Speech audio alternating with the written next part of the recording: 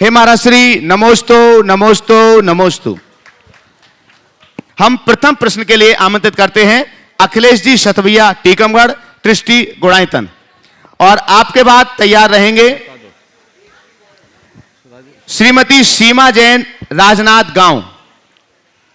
अगले प्रश्न के लिए तैयार रहेंगे श्रीमती सीमा जैन राजनाथ गांव। परम पूज्य गुरुदेव के चरणों में सतभैया परिवार का त्रिवार नमोस्तु नमोस्तु नमोस्तु। गुरुदेव, आज शंका तो कोई नहीं है, लेकिन हमारी बहन गुणमाला पत्नी श्री स्वर्गीय हुकुमचंद जी लाल जो पपौरा क्षेत्र के अध्यक्ष रहे और 16 माह लगातार आरसमती माता जी का चौका लगाया।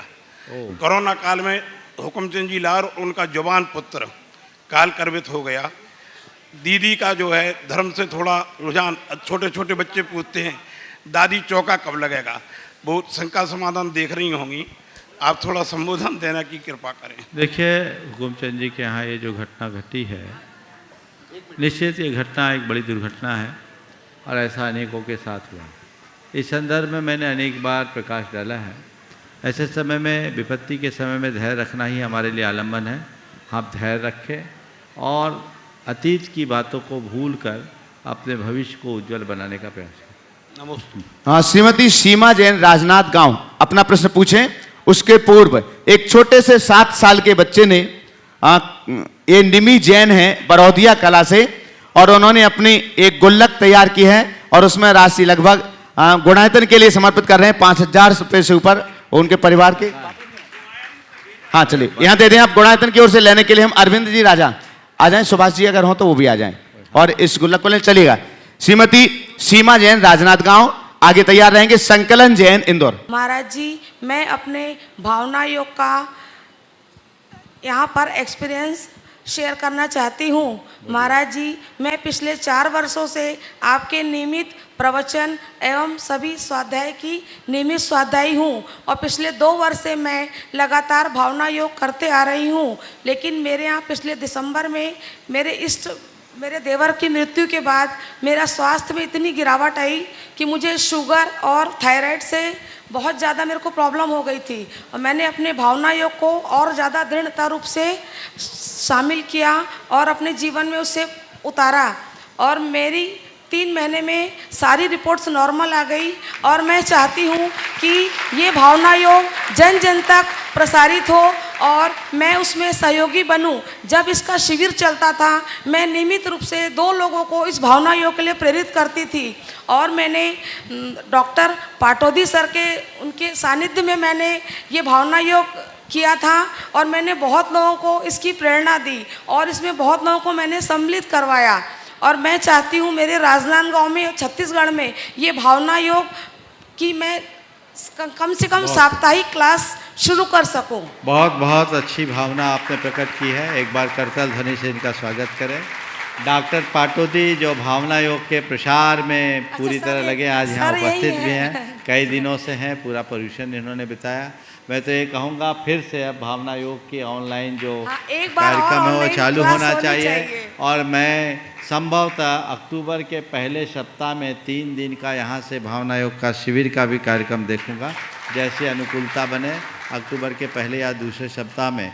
और ये अब की बार का भावना योग का जो शिविर होगा वो विशेषतया युवाओं के लिए होगा, क्योंकि वो युवाओं को उसकी ज़्यादा ज़रूरत है और बाकी लोग ऑनलाइन लाभ ले सकते हैं। ऐसी व्यवस्था लोगों को करना चाहिए। भावना योग बड़ी अच्छी एक विधा है, बहुत अच्छा प्रयोग है और लोग इससे लाभ ले रहे हैं।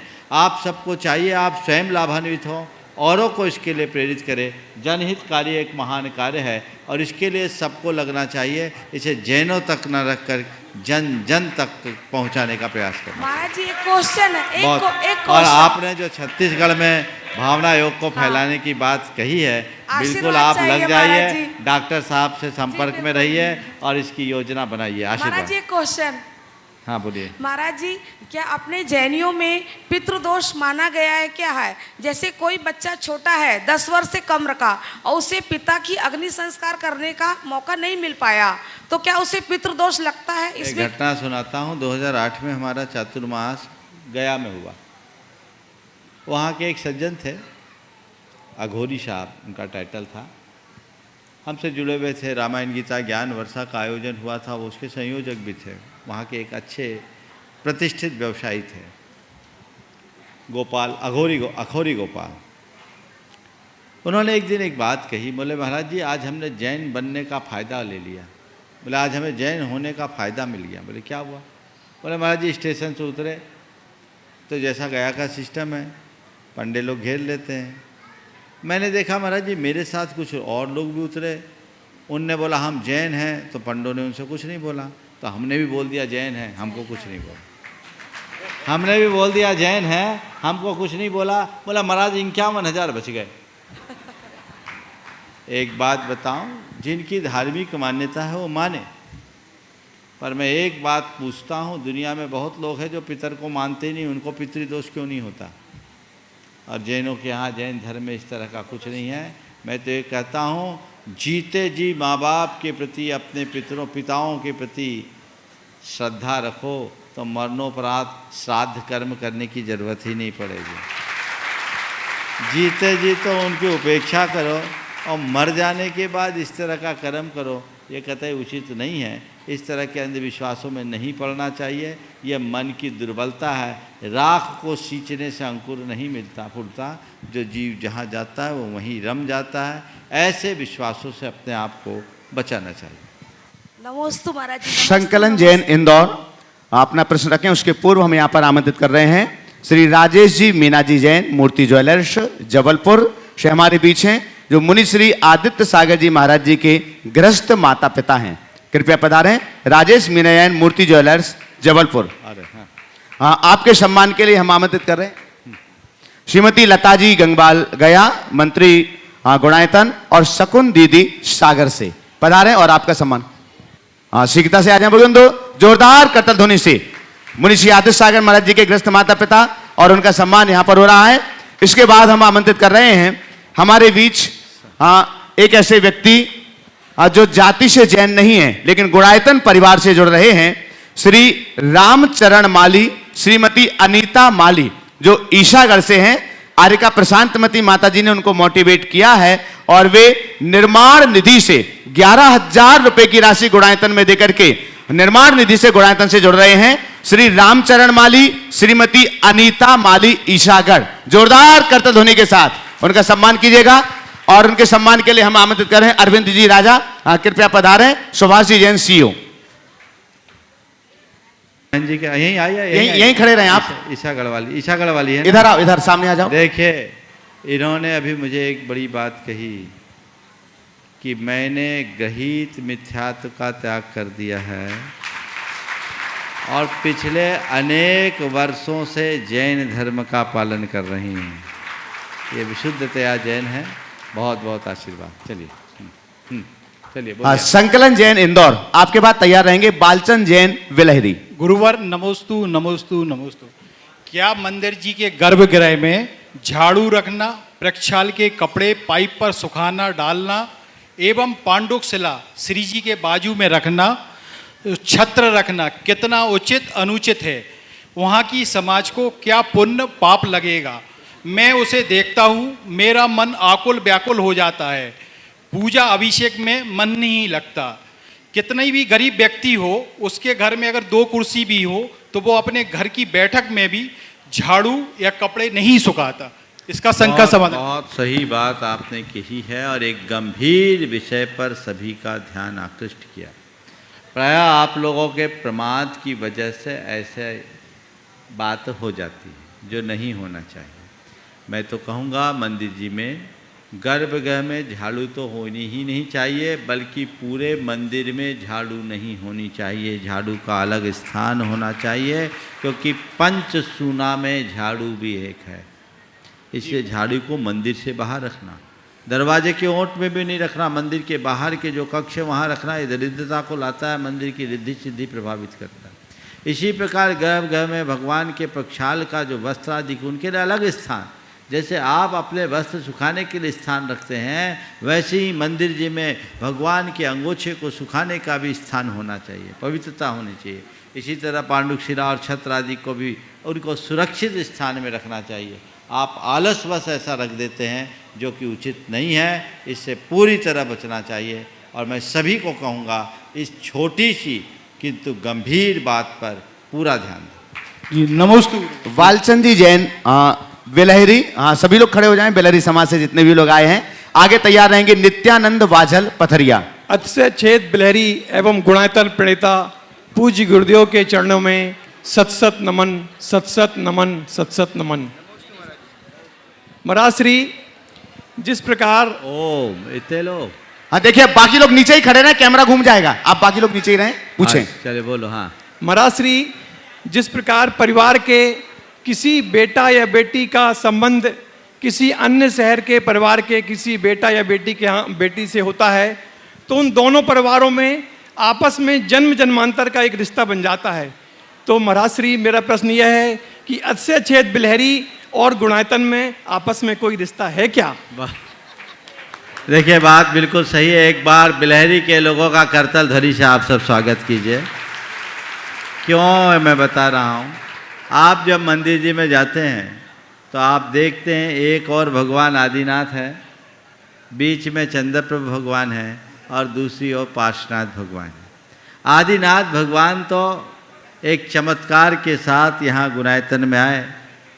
मैं उसकी कथा एकदम संक्षेप में बताता हूँ कि ये सतना के पास एक गांव में थे और एक युवक ने मेरे पास एक तस्वीर भेजी। वो तस्वीर मुझे दिखाई, बोला महाराज जी ये प्रतिमा कैसी है? तस्वीर को देखते ही 2 महीने पहले का सपना मुझे याद आ गया। हम बोले ये तो वही प्रतिमा है जिसे मैंने सपने में देखा था, ये कहाँ है? सपने को मैंने सपना की तरह देख के टाल दिया था, साथ में शांतिलाल जी बाबा जी को भर बताया था कि आज ऐसा सपना देखा।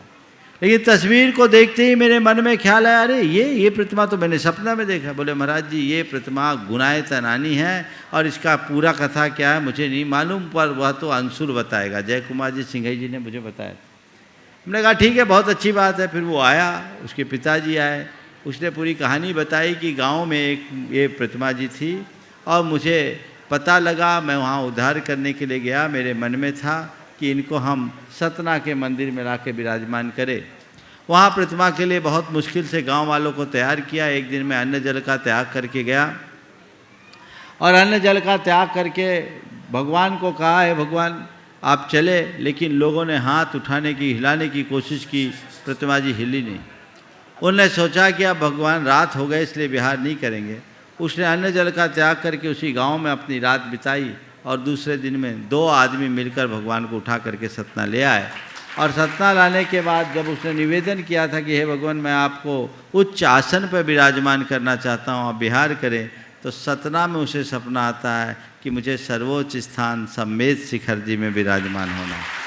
और वो यहाँ आ गए तो हमें लगा कि एक तो हो गए, दूसरे भगवान भी ऐसे ही होने चाहिए। तो कहाँ से आए? चूँकि बिलहरी में 2003 में 32 जिन बिंब प्रकट हुए थे, तो मेरे ध्यान में था बिलहरी के लोगों का बड़ा अनुराग है। उन लोगों को मैंने खजर भेजी और हमारे शांतिलाल जी बाबा जी और ब्रह्मचारी रोहित जो इन दोनों संग में थे, दोनों वहाँ गए और पारसनाथ भगवान का विहार करा के यहाँ ले आए। तो बिल्कुल पारसनाथ भगवान के यहाँ आने से गुणायतन और बिलहरी दोनों एक दूसरे से जुड़े हुए, उसमें कोई सोच जय जय गुरुदेव। और देखो मैं तो सोचता हूँ 14 साल तक वहाँ की प्रतिष्ठा रुकी रही। आचार्य महाराज के पास ये लोग कई बार गए, मंदिर तो बहुत पहले बन के पूरा हो चुका था, लेकिन मुझे क्या पता वो प्रतिष्ठा हमारे निमित्त की ही प्रतीक्षा कर रही थी। और पिछले वर्ष वो प्रतिष्ठा भव्यता के साथ संपन्न हो गई। मैं सभी लोगों से कहूँगा जब भी आप कुंडलपुर जबलपुर तरफ जाएं तो अक्षय क्षेत्र बिलहरी के दर्शन जरूर करें। अक्षयकारी प्रतिमाएँ हैं, अत्यंत मनोज्ञ जिन बिंब है। और प्रतिष्ठा के बाद जैसा इन लोगों ने मुझे जानकारी दी, आज भी सैकड़ों की तादाद में लोग वहाँ रोज़ पहुँच रहे हैं, जहाँ 5-7 घर की समाज है, लेकिन इतना भव्य मंदिर अद्भुत है। इसके लिए तो मैं बिलहरी वालों के पुण्य की सराहना करूँगा। रोज शांति विधान संपन्न हो रहा महाराज। बहुत सुंदर। नित्यानंद वाझल पथरिया और आपके बाद तैयार रहेंगे मुकेश जी जैन गिन्नौर दृष्टि गुणायतन। नमोस्तु गुरुदेव, नमोस्तु गुरुदेव, नमोस्तु गुरुदेव, नमोस्तु गुरुदेव। गुरुदेव मेरा प्रश्न नहीं एक पीड़ा है। आज समाज में जिस प्रकार एक दूसरे की टांग खींचने में लगे हुए हैं एवं समाज के लिए गर्त में ढकेल रहे हैं, मैं क्या करूं? मेरा दिल बहुत द्रवित है, बहुत द्रवित गुरुदेव। ओ देखिए, अब ये तो सब जगह है, लोग टांग खींचने दो, तुम अंगद बन करके पांव टिकाए रखो। आगे। नमोस्तु गुरुदेव, नमोस्तु। मुकेश जी जैन गिन्नौर दृष्टि गुणायतन आगे तैयार रहेंगे। जिनिशा जैन जयपुर पूछे। नमोस्तु महाराज जी, नमोस्तु दोनों मुनिराजों को। महाराज जी, मेरा प्रश्न ये है कि मेरे नगर में कभी संत लोग नहीं आते, उसका क्या कारण है और उसके लिए मुझे क्या भावना भाना चाहिए? देखिए, संत हमारे नगर में नहीं आते, ये हमारा दुर्भाग्य है, लेकिन जहाँ संत हो वहाँ हम पहुँच जाए, हमारा सौभाग्य। संतों की एक सीमा है। आप इंदौर के बाजू में हैं, 10 किलोमीटर है, 14 किलोमीटर। तो आप देखो ना, इंदौर में भी जो संत होते हैं ना, तो लोग 25-25 किलोमीटर चल करके वंदना करने आते हैं। तो आप भी 14 किलोमीटर उसको ही सोचिए, और जहाँ संत हो वही अपना घर समझ लो और अपना काम कर लो, और भावना भाव कि हमारे नगर में, हमारे गांव में संतों का दर्शन हो और हम उनकी चर्या परिचर्या करके कृतार्थ कर सके। हमेशा भावना भानी चाहिए, लेकिन जब तक ऐसा नहीं हो तो जहाँ गुरुओं का समागम है आप जा कर के उनके दर्शन तो कर ही सकते हैं। देखिए, गुरुओं के लिए सीमा है, आपके लिए साधन है। आज आप सब लोग रिद्धिधारी हो कि नहीं? कौन सी रिद्धि है? वाहन रिद्धि। चल करके भी आ सकते हैं, अब तो उड़ करके आने की भी सहूलियत है, तो उसका लाभ उठाइए और अपने जीवन को आगे बढ़ाइए। हाँ। जिनिशा जैन जयपुर आज जो गुणायतन परिवार से जुड़े हुए हैं। इसके बाद तैयार रहेंगे एरांशी जैन कटनी। नमोस्तु गुरुदेव, नमोस्तु गुरुदेव, नमोस्तु गुरुदेव। मेरा प्रश्न ये है, हमने 2015 में नमोकार मंत्र का नियम लिया था रोज़ माला फेरने का, लेकिन 2020 से वो धीरे धीरे छूटता जा रहा है, क्यों? ये प्रमाद है। फिर से अपने मन को रिचार्ज कर लो और यहाँ से जाकर उसको कंटिन्यू करो। हाँ। नमोस्तु गुरुदेव। एरांशी जैन कटनी आगे तैयार रहेंगे। विनोद जैन बैरागी बबीना। नमोस्तु महाराज जी, मेरा प्रश्न यह है कि आजकल हम बच्चों को टीवी और मोबाइल की लत लग गई है, उसे छुड़ाने के लिए क्या करना चाहिए? देखिए, बहुत अच्छी बात है। टीवी और मोबाइल की लत अगर लग गई तो उनको हमेशा एक भावना भानी चाहिए कि मुझे वही करना है जो सही है, मुझे वही देखना है जो सही है, मुझे सही देखना है, मुझे सुंदर देखना है, मुझे सही देखना है, मुझे सुंदर देखना है, मुझे सही देखना है, मुझे सुंदर देखना है। इसकी धुन अपने मन में जगा लो। तो ऐसा करोगे तो जब कभी टीवी के सामने आओगे देखने की इच्छा नहीं होगी। विनोद बैरागी बबीना आगे तैयार रहेंगे। अशोक सुषमा संगई खोरई। बोलो संत शिरोमणि आचार्य श्री विद्यासागर जी महाराज की नमोस्तु। नमोस्तु नमोस्तु महाराज श्री। कविता नहीं, सवाल करना। हाँ। मेरा प्रश्न है गुरुदेव, भावना योग करने से मैं वर्षों से भावना योग कर रहा हूँ, और गुरुदेव भावना योग करने से मेरा बहुत डिप्रेशन में रहता था गुरुदेव उस वक्त, और अस्वस्थता रहती थी गुरुदेव। उससे मेरी गरीबी और डिप्रेशन सब कुछ मिट गया गुरुदेव। अब मैं ये चाहता हूँ गुरुदेव कि भावना योग को मैं कैसे समाधि मरण तक लाऊं, जिससे मेरी समाधि मरण हो जाए। बहुत सुंदर। ये प्रश्न महाराज। देखिए, भावना योग का प्रत्यक्ष लाभ आपने अनुभव किया है और ऐसा बहुतों को हुआ है। आप इसे कंटिन्यू करते रहें, इसमें किसी भी प्रकार का प्रमाद अपने ऊपर हावी न होने दें। ये भावना योग समाधि तक की भावना जुड़ी हुई इसमें जरूर हो। चलिए, हम आमंत्रित कर रहे हैं हेमा सुदीप मोदी कटनी। मुनि महाराजों को कोटिशा नमोस्तु। मेरा परिवार की ओर से नमोस्तु। महाराज जी, मेरा आज का प्रश्न आज के प्रवचन से है। महाराज जी, आपने आज कहा था कि ग्रस्त अगर मोह करता है तो वो मिथ्यात्व में रहता है, गुण स्थान में रहता है। तो महाराज जी, तो ग्रस्त तो मोह तो हमेशा हर पल ही करते हैं। देखिए, मोह, आप लोग मेरी भावना में एक पंक्ति पढ़ते हैं, फैले प्रेम परस्पर जग में, मोह दूर ही रहा कर। तो प्रेम रखो, मोह नहीं। पर महाराज जी बच्चों मोह से में संसार नहीं, प्रेम होना चाहिए, मोह नहीं। राग अलग है, राग यानी आकर्षण, और मोह यानी पागलपन। मोह दुखी करेगा। जब तक मोह है, मोह रूप परिणाम है, तब तक मिथ्यात्व है। मिथ्यात्व गुण स्नान। इसलिए बच्चों, राग की सीमा का उल्लंघन मत होने दो। महाराज जी जब तो किसी इसका का इससे मोह और राग में अंतर क्या है? किसी के साथ रहना, हिल मिल के रहना, उसके सुख दुख की चिंता करना, उसके विषय में सोचना, ये सब राग या प्रेम है। हाँ लेकिन मोह किसी के बिना नहीं रह पाना, किसी के लिए पागल हो जाना, किसी का बिछो नहीं सपाना, ये सब मोह है। तो मोह भयानक है, इससे बचो। महाराज जी इसीलिए इष्ट का वियोग महाराज जी इसलिए ग्रस्त को समझ में आता हाँ, महादुखदाई। चलो, नमोस्तु महाराज जी। नमोस्तु। अशोक सुषमा सिंगई खोरई, और आपके बाद तैयार रहेंगे हरीश जैन कागजी दिल्ली। हे करुणामय गुरुदेव, नमोस्तु नमोस्तु नमोस्तु। चीज़ें जब टूटती हैं तो आवाज़ होती है, पर जब दिल टूटता है तो आवाज़ नहीं होती, पर दर्द होता है। ऐसे समय में हम दिल को कैसे संभालें? नमोस्तु गुरुदेव। चीज़ें टूटती है तो आवाज़ होती है, दिल टूटता है तो आवाज़ नहीं होती, दर्द होता है। ओम। ऐसी स्थिति में हम दर्द को कैसे संभालें? देखिए, चीज़ें टूटती है, आवाज़ होती है। क्यों? क्योंकि निर्जीव चीज़ें आवाज़ करती है, कोई सुने न सुने कोई फर्क नहीं पड़ता। दिल टूटने पर आवाज़ इसलिए नहीं होती कि आवाज़ न सुनने के कारण तो दिल टूटा है, तब क्या आवाज़ हो? चुपचाप दर्द सह ले। जहाँ संवेदना नहीं, वहाँ अभिव्यक्ति गौण हो जाती है।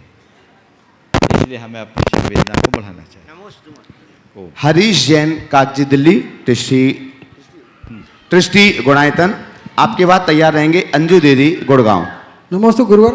गुरु मेरे और मेरे बिटिया के परिवार की तरफ से नमस्ते नमस्ते नमस्ते।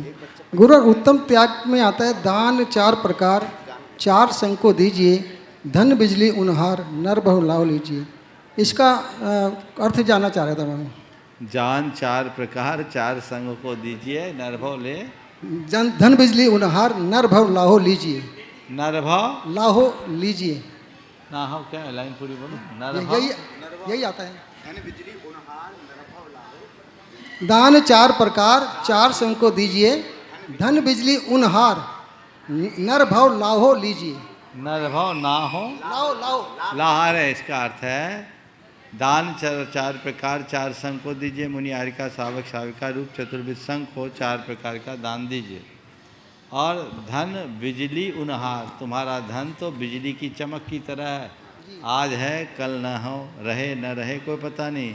इसलिए नरभव लाहो लीजिए, नरभव का लाभ लो जी, जोड़ के मत रखो जी, छोड़ के जाओ। जी महाराज, नमस्ते नमस्ते। अंजू दीदी गुड़गांव, और आगे तैयार रहेंगे अजय आशीष जैन कटनी, अजय आरती जैन कटनी। नमोस्तु गुरुदेव, नमोस्तु नमोस्तु। गुरुदेव, आपने अपने प्रवचन में एक बार कहा था कि जीवन के हर क्षण को निचोड़ डालो, उसका सार निकाल लो। पर गुरुदेव, जैसा हमारे आँख का चश्मा होता है, हमें सार भी वैसा ही नज़र आता है, तो हम अपने चश्मे को कैसे सुधारें?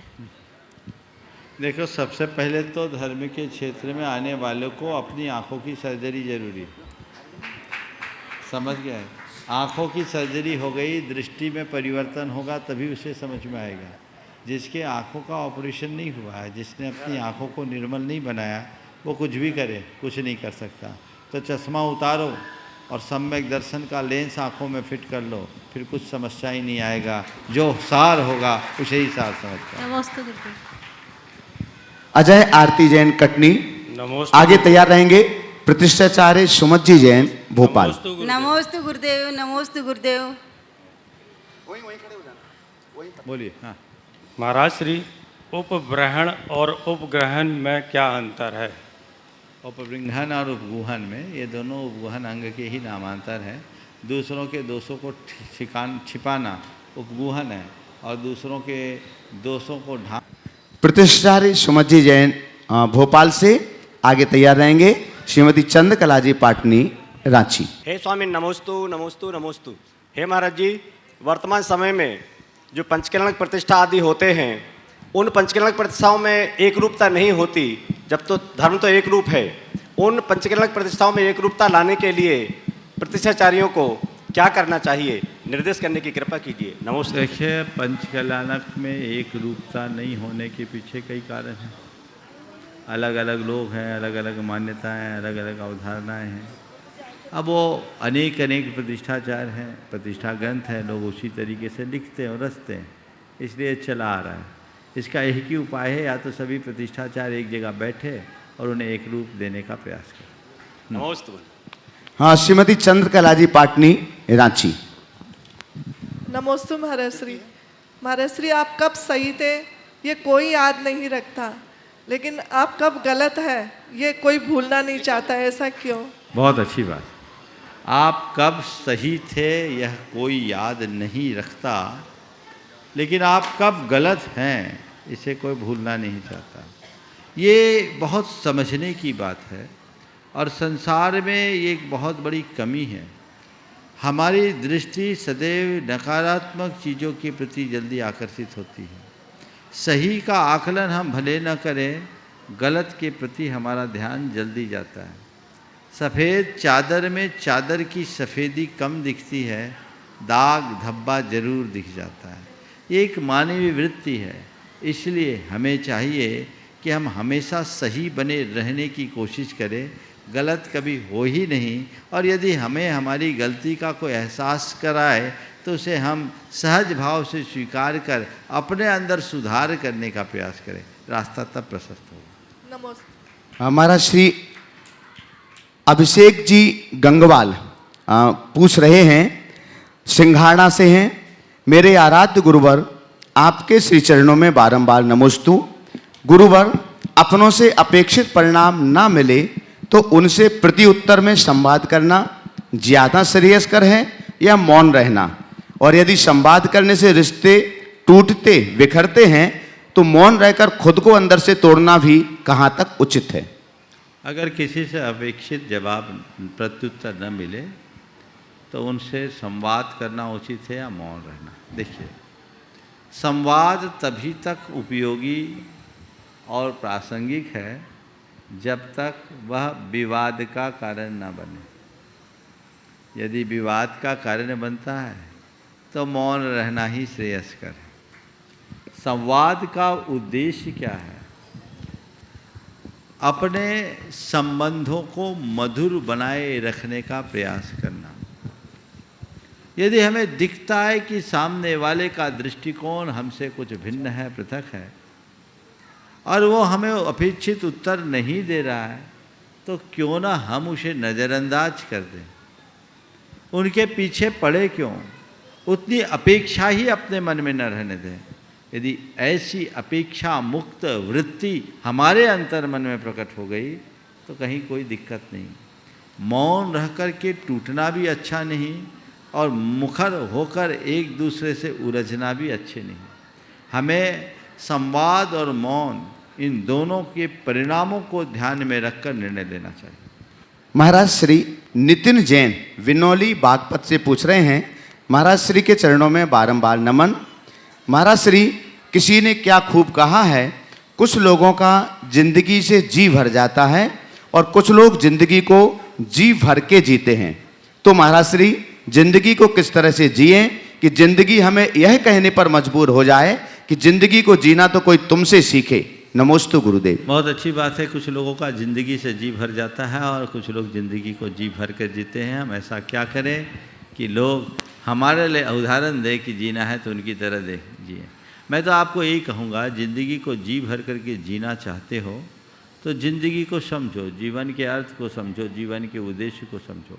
जो मनुष्य जीवन के अर्थ और उद्देश्य को समझकर उसे जीवन सही दिशा में लगाता है, वह जीवन का हर पल रस लेता है। जिसके जीवन का कोई सार्थक उद्देश्य नहीं होता, वो जीता नहीं, जिंदगी के नाम पर केवल जीवन को ढोता है। हमें जीना है, जीवन को ढोना नहीं है। जानना है कि हमारे जीवन का मकसद क्या है, उद्देश्य क्या है। जब तक हम अपने जीवन के मूलभूत मकसद और उद्देश्य को ठीक तरीके से नहीं पहचानेंगे, अपने जीवन का पथ प्रशस्त नहीं कर सकेंगे। जय हिंद सिंह दतिया से पूछ रहे हैं महाराज श्री, आपके श्री चरणों में नमोस्तु। महाराज श्री, जिसको खुद से ज्यादा चाहो धोखा अधिकतर उसी से मिलता है। महाराज श्री, हम जानना चाहते हैं कि ऐसा किन वजहों से हुआ करता है। जिनको खुद से अधिक चाहो धोखा उन्हीं से होता है। मैं ये जानना चाहता हूँ ऐसा किन वजहों से होता है। देखिए, चाहना अच्छी बात है, पर अधिक चाहना कतई अच्छी बात नहीं है। हमारे यहाँ नीति है अति सर्वत्र वर्जेत। मनुष्य के मन में जब चाहत की प्रगाढ़ता होती है तो कई बार वह भावनाओं के वेग में अति विश्वास या अंधविश्वास का शिकार हो जाता है। और जहाँ अति विश्वास और अंधविश्वास है वहीं धोखा होता है। व्यक्ति को हर व्यक्ति के प्रति प्रेम रखना चाहिए, पर अंधा विश्वास किसी के प्रति नहीं होना चाहिए। अधिक चाह अधिक अपेक्षा को जन्म देती है और वहीं व्यक्ति को इस तरह के धोखे का शिकार बनना पड़ता है। इसलिए अति सर्वत्र वर्जेत की उक्ति को सामने रखकर चले। प्रियंका वड़कुर जैन भोपाल मध्य प्रदेश से पूछ रही हैं महाराज श्री, हे महाराज श्री, आपके श्री चरणों में नमोस्तु। महाराज श्री, 6 माह से कम आयु के पुत्र की माता को व्रत रखना उचित है या अनुचित, क्योंकि बच्चा पूरी तरह मां पर आश्रित रहता है और उसके जीवन भर की रोग प्रतिरोधक क्षमता का विकास इन्हीं 6 माह में होता है। दूसरी ओर अगर व्रत रखने का नियम ले चुके हैं, जैसे कि सुहाग दशमी का या अष्टमी चतुर्दशी का, ऐसी परिस्थितियों में क्या करना चाहिए। देखिए, एक आध दिन के व्रत से कुछ नहीं बिगड़ता। मैं ऐसी अनेक माताओं को जानता हूँ जिन्होंने अपने गर्भावस्था के दौर में भी बड़े बड़े उपवास किए हैं, व्रत किए हैं। और एक माता ने तो बताया था कि हमने धूप दशमी के उपवास के ही दिन बच्चे को जन्म दिया है। ये भी उदाहरण है। हो सकता है यहाँ भी बैठी हो, यहाँ भी बैठे हैं। तो ये आजकल है जो डॉक्टर लोग डरा देते हैं और सबको कंप्लीट 9 महीने का बेड रेस्ट बता देते हैं। ये चीज़ें ठीक नहीं है। अगर लोग अपनी जीवन शैली को बदले और पहले की तरह मेहनत करे। जिन्होंने सवाल किया वो अपनी माँ और माँ नहीं तो दादी से पूछे, वो अपना अनुभव बताएगी कि बच्चे को जन्म देने के लिए क्या किया जाता है। बस आजकल कुछ गड़बड़ियाँ इसलिए है, एक तो शादी लेट होती है, संतान विलम्ब से होती है और 1 या 2 संतान तक सीमित हो जाते हैं। इसलिए बहुत सारी चीज़ें ऐसी हो गई जो हमारी प्राकृतिक व्यवस्था के विरुद्ध हो गई है। हमें उनके प्रति ध्यान देना चाहिए और एक आध दिन के व्रत उपवास से कोई खास फर्क नहीं पड़ता। हाँ, अति व्रत उपवास नहीं करना चाहिए, बल्कि अगर इन दिनों में हमारे व्रत उपवास चल रहे हैं तो उसे अखंडित और निर्बाध बना करके चलना चाहिए, ताकि संतान पर भी उसका सकारात्मक असर पड़ सके। रेखा जैन वंशल शिमला से पूछ रही हैं महाराज श्री, पूज्य गुरुदेव के श्री चरणों में त्रिवार नमोस्तु नमोस्तु नमोस्तु। महाराज श्री, आज सुबह मेरे 14 साल के बेटे ने मुझसे कहा कि मम्मी, मैंने तुम्हें जन्म दिया है, अगर मैं ना होता तो आप माँ कैसे बनती। ये बात सुनकर मैं आश्चर्यचकित रह गई। मैं अपने मन की व्यथा को सुलझा नहीं पाई, इसलिए आपके श्री चरणों में निवेदन किया है। महाराज श्री, कृपया मुझे समाधित करें। ये बात ठीक है। अगर बेटे ने ये कहा है कि मम्मी मैंने तुझे जन्म दिया है, मैं नहीं होता, मैंने जन्म नहीं लिया होता तो तू माँ कैसे बन पाती। ठीक है, बेटा ये कह सकता है, कहने दो, मैं उससे सहमत हूँ, लेकिन माँ को इसके साथ ये बात जोड़ना चाहिए, बेटा मैंने तेरे जन्म के लिए दर्द सहा है, काश तुझे दर्द सहने का अनुभव होता तो बात समझ में आती। तू कह रहा है मैं तेरे विचारों से सहमत हूँ, तू नहीं होता तो मैं माँ नहीं होती, मैं इसके लिए आभारी हूँ, पर पता है तुझे यहाँ लाने के लिए मैंने 9 महीने तक कितना कष्ट सहा, अपने सारे सुखों का परित्याग किया केवल इसलिए कि मेरे भीतर एक माँ का जन्म हो। कोई व्यक्ति प्रसव की पीड़ा को सहे बिना माँ जन्म दे दे तब मैं मानूं। बेटा मैं तू नहीं चाहती कि तू मुझे माँ बनाने के लिए मेरे जैसा कष्ट सह, पर इतना ज़रूर कहती हूँ, एक माँ के कष्ट को कभी मत भूल, जीवन भर याद रख। अगर माँ के प्रसूति के कष्ट को याद रखेगा तो तेरे मुख से ऐसे शब्द कभी नहीं निकल पाएंगे। महाराज श्री प्रमोद कुमार जैन, महावीर नगर, दुर्गापुरा, जयपुर, राजस्थान से पूछ रहे हैं, पूज महाराज श्री के श्री चरणों में नमोस्तु। महाराज श्री, पैसे से रोटी खरीदकर तो पेट भरा जा सकता है, लेकिन पैसे को खाकर पेट नहीं भरा जा सकता। यह सब जानकर भी थोड़ी सी संपत्ति के लिए इस दुनिया में भाई भाई, बहन भाई या अन्य लोगों का आपस में बैर विरोध क्यों हो जाता है? वे बैर पालकर क्यों बैठ जाते हैं? कृपया सभी के लिए कोई शांति का रास्ता बताएं। ये बात सत्य है कि पैसे से पेट नहीं भर सकता, पेट रोटियों से भरता है। लेकिन मनुष्य पूरे जीवन इस सत्य को झुठलाने में लगा रहता है। जो इस जीवन के इस परम सत्य को ठीक तरीके से जानता है, समझता है, वह अपने जीवन में कभी ऐसा कर ही नहीं सकता। इसलिए हमें चाहिए कि हम इस सच्चाई को समझें। जो लोग पैसे को जीवन का साध्य बना लेते हैं, उनके जीवन में इससे भी बड़ी दुर्दशा होती है। लेकिन जिनके लिए पैसा साध्य नहीं, साधन होता है, वे सब प्रकार की स्वार्थपरता से ऊपर उठ जाते हैं। उनके लिए जीवन की प्रमुखता होती है, पैसों की नहीं। हम वो दृष्टिकोण अपने भीतर घटित करें और अपने जीवन के पथ को प्रशस्त करें।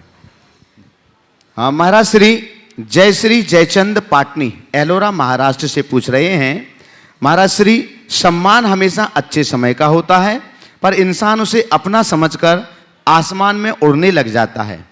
तो मेरा प्रश्न यह है कि जब समय खराब हो, अपने भी साथ ना दें तब, और अच्छे समय में अपनों के साथ कैसा व्यवहार रखना चाहिए? बहुत अच्छी बात कही है। सम्मान सदैव अच्छे समय का होता है, पर मनुष्य इसको न समझकर अपने सपने ने अपना मान हवा में उड़ने लगता है। और निश्चित हवा का रुख हमेशा बदलता है। आज जो आसमान में है, कल उसे ज़मीन में आना पड़ेगा। इसलिए एक बात व्यक्ति अपने मन मस्तिष्क में अंकित कर ले कि धन, यौवन, जीवन सब पानी का बुलबुला है। आज रहे, कल रहे, न रहे, कोई भरोसा नहीं। 4 पंक्तियां सुनाऊंगा।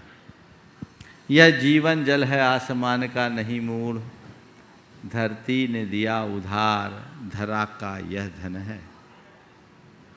यह जीवन जल है आसमान का नहीं मूढ़, धरती ने दिया उधार, धरा का यह धन है। तेरा इसे नभ में ही रोक रखने का प्रण, तेरे विनाश का सबसे पहला कारण है। यह जीवन जल है आसमान का नहीं मूढ़, धरती ने दिया उधार, धरा का यह धन है। तेरा इसे नभ में ही रोक रखने का प्रण, तेरे विनाश का सबसे पहला कारण है। तू इसे किसी भी ऊंचाई पर करे कैद, बहने को तो पर जल नीचे ही आएगा। तो इसे किसी भी ऊंचाई पर करे कैद, बहने को तो पर जल नीचे ही आएगा, और उतनी ही होगी उसकी तेज प्रहार, जितना ही ऊंचा उसे उठाया जाएगा। यह जीवन जल है आसमान का नहीं मूढ़, धरती ने दिया उधार, धरा का यह धन है। इस सच्चाई को समझो। अनुकूल समय पाकर के जो फूलता है, वो समय का आघात खाकर चूर चूर हो जाएगा। इसलिए हमेशा हमें अपने जीवन की वास्तविकता को समझना चाहिए और इन 2 पंक्तियों को अपने अंतस में अंकित कर लेना चाहिए। होकर सुख में मग्न न फूलूं, दुख में कभी न घबराऊं, इष्ट वियोग अनिष्ट योग में सहनशीलता दिखलाएं। ये बात यदि हृदय में अंकित हो जाए तो ये सारी दुविधा खत्म होगी। सम्मुख जो यहाँ पर बैठे हुए हैं, अगले प्रश्न के लिए हम यहाँ पर आमंत्रित कर रहे हैं डॉक्टर शोभा राजेंद्र जी जैन, विदिशा से हैं, ट्रस्टी गुणायतन। गुरुदेव के चरणों में कोटि कोटि नमोस्तु नमोस्तु नमोस्तु। हे गुरुवर, यदि हमें सामान्य रूप से एक समय भी भोजन नहीं मिलता है तो मन आकुल व्याकुल हो जाता है। फिर हम लंबे लंबे उपवास की साधना किस शक्ति के आधार पर करते हैं? महाराज जी, उपवास क्या होता है और इसके कितने प्रकार हैं? तरह हमारे मानसिक, शारीरिक और आध्यात्मिक जीवन पर इसका क्या प्रभाव पड़ता है? देखिए, उपवास के विषय में मैंने बहुत प्रकाश डाल दिया है, इसलिए अभी विस्तार से नहीं कहूँगा। और प्रश्न एक को ही करना है, प्रेशर बहुत है, दो में एक। मैं बात बता रहा हूँ, आपने जो बोला है कि हम किस शक्ति के बल पर ये सब कर लेते हैं। पहाड़ किस शक्ति के बल पर चले? हमारे आशीर्वाद नहीं, अपने संकल्प और विश्वास। मनुष्य की प्रतिज्ञा और विश्वास में वो ताकत है जो असंभव को भी संभव बना सकती है। अपने अंदर के विश्वास को हम मजबूत बना के रखें और जीवन को आगे बढ़ाने की कोशिश करें ताकि हम अपने जीवन के पथ को प्रशस्त कर सकें। मैं आपको इसलिए रोक रहा हूँ, यहाँ बहुत लाइन है। नमोस्तु गुरुवर। हाँ, निशा, अंकित जैन, सागर, आपके बाद तैयार रहेंगे शशि रमेश चंदी जैन, जबलपुर। नमोस्तु गुरुदेव, नमोस्तु नमोस्तु। मेरा प्रश्न यह है कि गुरु की डांट हमें अच्छी होती है क्योंकि उससे सीख मिलती है, किंतु गुरु की नफरत ना मिले इसके लिए हमें क्या करना चाहिए? गुरु की डांट अच्छी होती है क्योंकि उससे हमें सीख मिलती है, लेकिन गुरु की नफरत ना मिले, गुरु की नफरत ना मिले, इसके लिए क्या करना चाहिए? जो नफरत करे वो गुरु कैसा? उसे ही गुरु चुनना चाहिए जो कभी नफरत ना करे। चलिए, शशि रमेश चंदी जैन, जबलपुर। आगे तैयार रहेंगे निधि जैन, बुढ़ार। हे मुनिश्री, द्वय मुनिश्री को बारंबार नमोस्तु नमोस्तु नमोस्तु। हे मुनिश्री, यदि कोई लक्ष्य हमने रखा है और उस लक्ष्य की प्राप्ति के लिए हमें आपसी सहयोग चाहिए, तो हम उस लक्ष्य को प्राप्त करने के लिए वो सहयोग कैसे प्राप्त करें? आपसी सहयोग चाहिए तो जो आपस के उन्हीं से बात करो, आपस की मंत्रणा करो, उन्हें मोटिवेट करो। महाराज जी, आप कुछ ऐसा हमें मोटिव दीजिए। बस उतना ही संबंध है, आपस वाले आफत ना करे, यही बहुत बड़ा सहयोग। चलिए, निधि जैन, बुढ़ार। आगे तैयार रहेंगे सुशीला अरविंद जी, राजा, जबलपुर। नमोस्तु महाराज जी, नमोस्तु नमोस्तु। महाराज जी, संवेद शिखर का क्या अर्थ है? संवेद शिखर शब्द बना है सम्मद करीवन पर्वत संवेद शिखर। सम्मद करीवन पर्वत संवेद शिखर विस्तीर्ण। सम्मद यानी ये जो पर्वत है, ये मद सहित हाथियों का समूह यहाँ रहता था, समझ गए? इसलिए सम्मद से सम्मेद बन गया। पहले बहुत हाथी रहते थे यहाँ। हम जब 2005-06 में यहाँ थे तो 20 हाथियों का दल घूम रहा था। चाहे जब आ जाता, अब तो आदमियों के आगे कुछ बचा नहीं, लेकिन यहाँ बहुत मदोन्मत्त हाथी रहा करते थे, इसलिए इसका नाम सम्मद और सम्मद से सम्मेद बना। नमोस्तु महाराज जी। सुनीता अरविंद जी, राजा, जबलपुर। आगे तैयार रहेंगे कृति अरविंद, राजा, जबलपुर। गुरुवर के चरणों में बारंबार नमोस्तु नमोस्तु नमोस्तु। गुरुवर, एक छोटी सी शंका है जो आज तक कभी समाधान नहीं मिला। बच्चे जब होते हैं तो हम उन्हें काला टीका या काला धागा या लोहे की चीज़ रखते हैं, या किसी का स्वास्थ्य खराब होता है तो उसकी नज़र उतारते हैं, तो ये नज़र है क्या और इसका स्वास्थ्य पे असर पड़ता है क्या? देखो, नज़र जो हो, लेकिन नज़रिया हमारा ठीक होना चाहिए। ये एक प्रकार के टोटके हैं। ये क्या है? नज़र क्या है? किसी के प्रति हमारी जब ज़्यादा सद्भावनाएं जुड़ जाती है और हमारी एनर्जी उसके शरीर को बर्दाश्त नहीं होती तो उसकी प्रतिक्रियाएं होने लगती। टोटका करके उस एनर्जी के फ्लो को काट देते तो ठीक हो जाता है। मेरे ख्याल से नज़र का इससे अलावा और कोई रास्ता नहीं। चलिए, इसके इस सत्र को परम पूज्य गुरुदेव के चरणों में नमन अर्पित करते हुए मैं विराम दे रहा हूँ। बोलिए परम पूज्य आचार्य गुरुवर श्री विद्यासागर जी महाराज की।